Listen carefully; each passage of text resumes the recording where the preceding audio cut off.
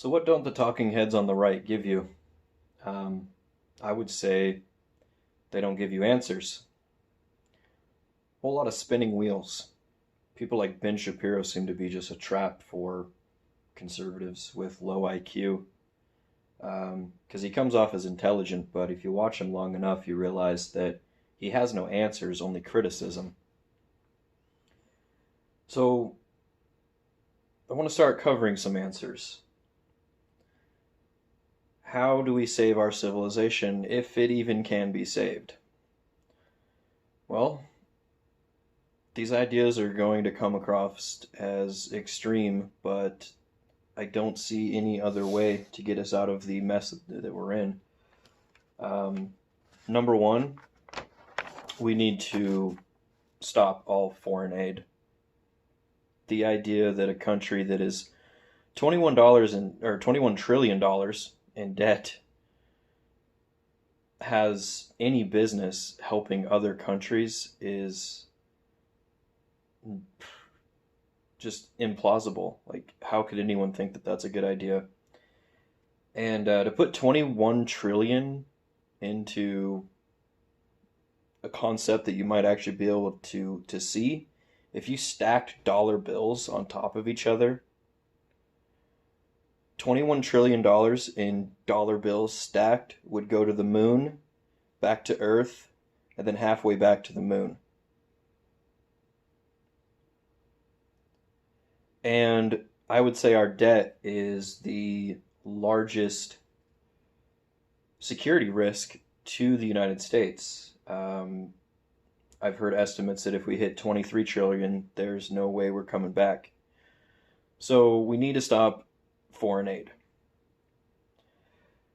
The money that we send to these governments doesn't get to the people and help them in any way, anyways. It goes to funding the military and protection of tyrants in third world nations. And the small amount of financial aid that actually does trickle down to the people is seen in very cheap calories, corn and rice mostly. And all of those cheap calories do is give the people there the ability to feed more children, and therefore we see a population explosion. If you actually track the money, you can see that as we dump foreign aid into these countries, we see spikes in population growth. The problem with that is that these people in these countries then, when they are put under political pressure, rather than rising up against the tyrants that rule them, they just leave.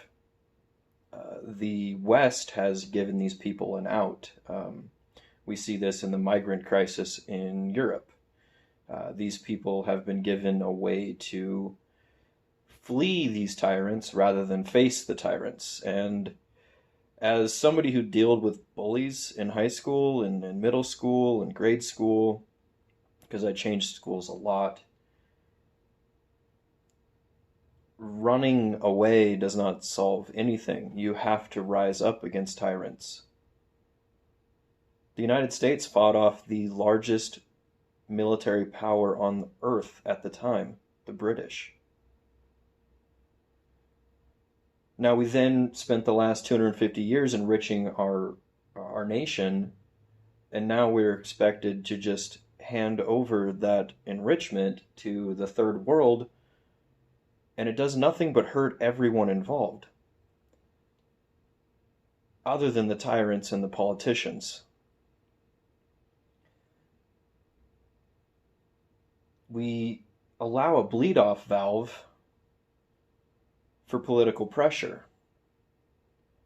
And rather than the pressure building up and then eventually leading to a revolt, these people just flee.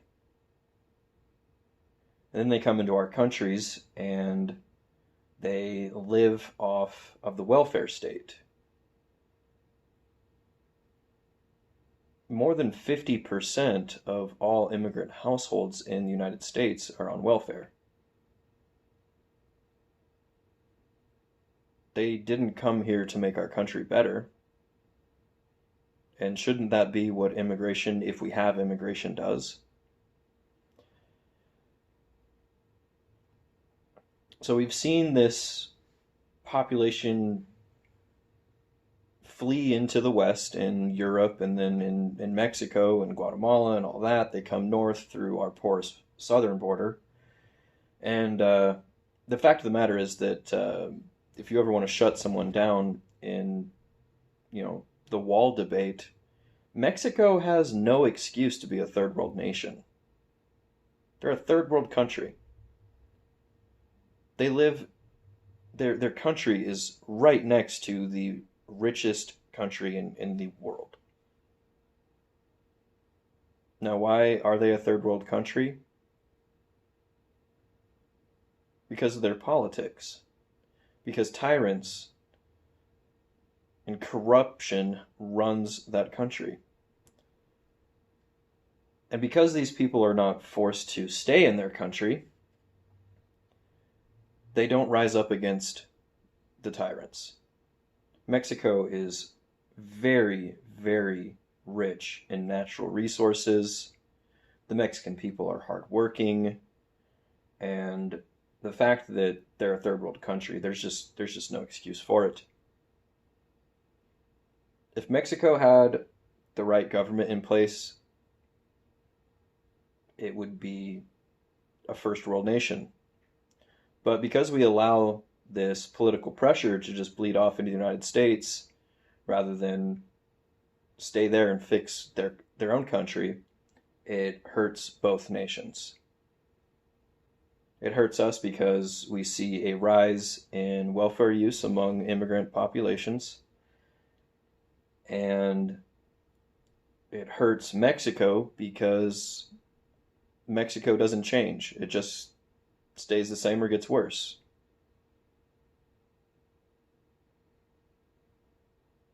So the first thing we need to do is end all foreign aid and close down our borders.